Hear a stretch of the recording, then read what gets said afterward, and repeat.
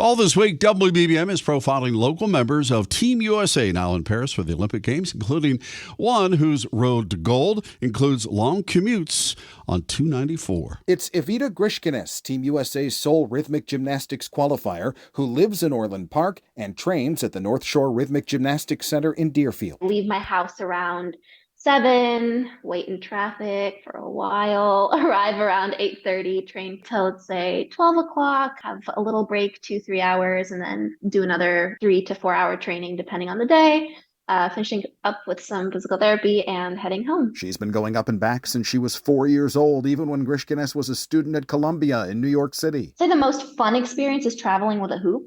You try to get it through TSA and you're like, hi, can I please have a hand check? And they're like, what is this? Why are you traveling with a hula hoop? And are you a hula hoop dancer? And at this point, I'm like, yep, that's exactly what I am. Of course, it's not, really. Grishkines is an 11-time gold medalist at the Pan American Rhythmic Gymnastics Championships, even sweeping the ball, hoop, club, and ribbon disciplines in 2017. She's also a 2-time Olympian who finished 12th at the Tokyo Games in 2021, which had their ups and one significant down. Of course, it was not the most fun to wake up every morning and do a COVID test before you did anything else. So I'm really looking forward to not having to take one of those every single day. Grishkines is excited to meet more people than she could in Tokyo and to experience a real Olympic village in Paris. She'll have time. Rhythmic medal rounds don't come until the final days of the Games.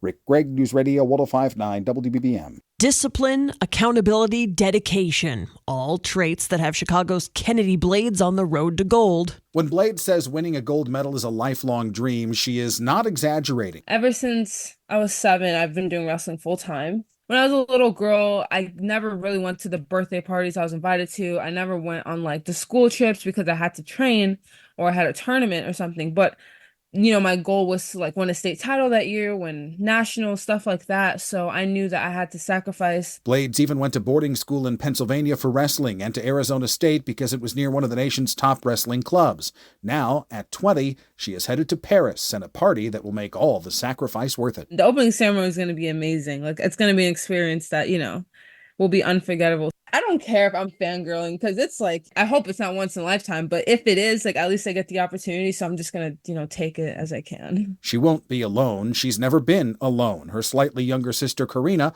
also a world-class wrestler. It's super nice. It's super convenient. It makes it a whole lot easier. It's just very nice that you always have a training partner. You have a buddy. You have a friend. You have, your sister. Karina Blades will make the trip to Europe. So will the duo's coach, Izzy Martinez, a longtime Blades family friend.